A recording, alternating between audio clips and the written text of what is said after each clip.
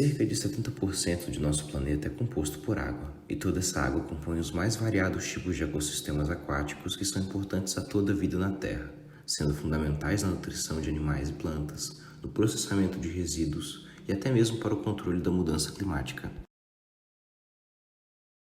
Esse é um tema muito caro para nós seres humanos, afinal, nós somos compostos por mais de 70% de água em nossa composição.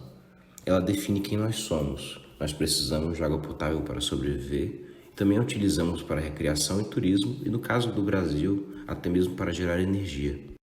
O ser humano, assim como todo e qualquer animal, modifica a natureza a fim de sobreviver e conseguir alimento. Porém, algumas peculiaridades de nossa espécie tornam essa mudança insustentável, principalmente após a Revolução Industrial, em que houve um crescimento vertiginoso da nossa espécie. Hoje, 96% de todos os mamíferos da Terra são seres humanos ou animais criados por humanos como gado. Esse desenvolvimento exagerado da nossa espécie, muitas vezes sem escrúpulos, gera a destruição de diversos ecossistemas do nosso planeta e a modificação de vários outros. Isso se dá a partir da alteração física do habitat, como na construção de barragens e represas, ou na alteração química, que geramos a partir da poluição.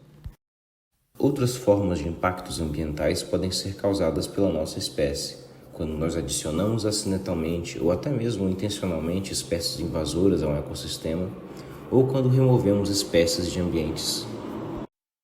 Quando colocamos em evidência o impacto que o ser humano gera na natureza e nos ecossistemas aquáticos, seja pelo tráfego náutico, a sobrepesca, a introdução de espécies invasoras, a poluição, a contaminação de lençóis freáticos, o desmatamento de matas ciliares, nós começamos a pensar que o convívio do ser humano da natureza é de certa forma insustentável. E nesse caso nós estamos certos, principalmente se nós não repensarmos nossas práticas e a forma como interagimos com a natureza.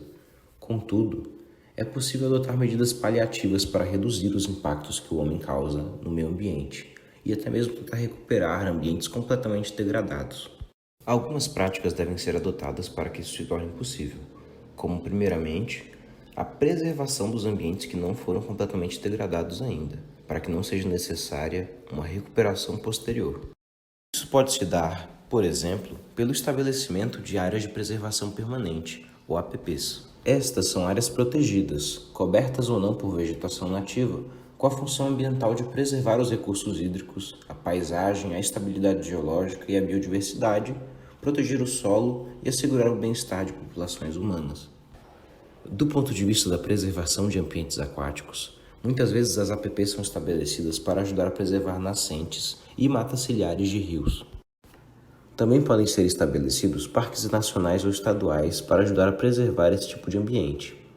Diferentemente das APPs, eles permitem o ecoturismo, o que pode facilitar a educação ambiental da população. Também possuem um efeito de borda reduzido e uma área maior, por isso se tornam mais interessantes que as APPs em alguns casos. E claro, nada disso irá funcionar para além do papel, caso não haja uma fiscalização adequada com autoridades patrulhando e checando para ver se está tudo nos conformes na região.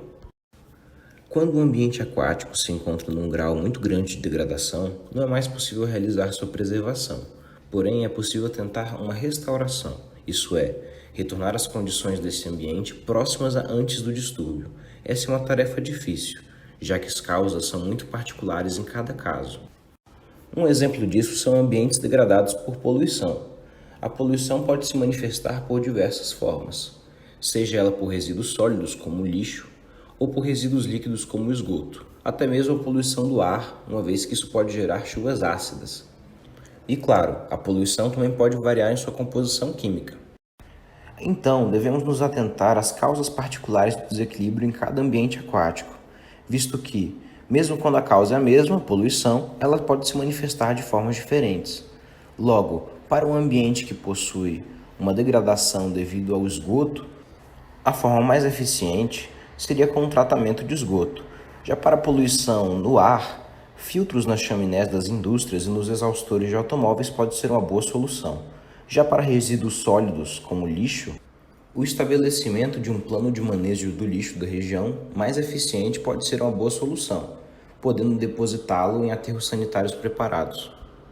É evidente que a poluição não é a única forma de desequilibrar um ecossistema aquático. As alterações do solo próximo a corpos d'água a partir do desmatamento e da agricultura inadequada, por exemplo, podem causar assoreamento, lixiviação e posteriormente até mesmo eutrofização daquele ambiente, arrasando completamente com a biodiversidade presente nele. Como citado anteriormente, outros fatores como o tráfego náutico, a introdução de espécies invasoras e até mesmo a sobrepesca podem também desequilibrar o ambiente. E para cada uma dessas situações, deve-se investigar o caso em particular para estudar uma solução mais adequada.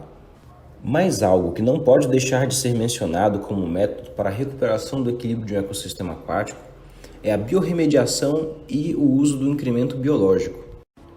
Nestas duas metodologias, micro-organismos são utilizados para restabelecer o balanço de substâncias no ambiente aquático. Porém, a diferença nos dois processos.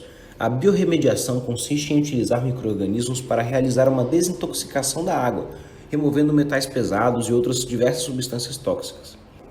Já o uso de incremento biológico reintroduz substâncias que o ambiente necessita para ficar em equilíbrio, como, por exemplo, aumentar o nível de oxigênio dissolvido da água.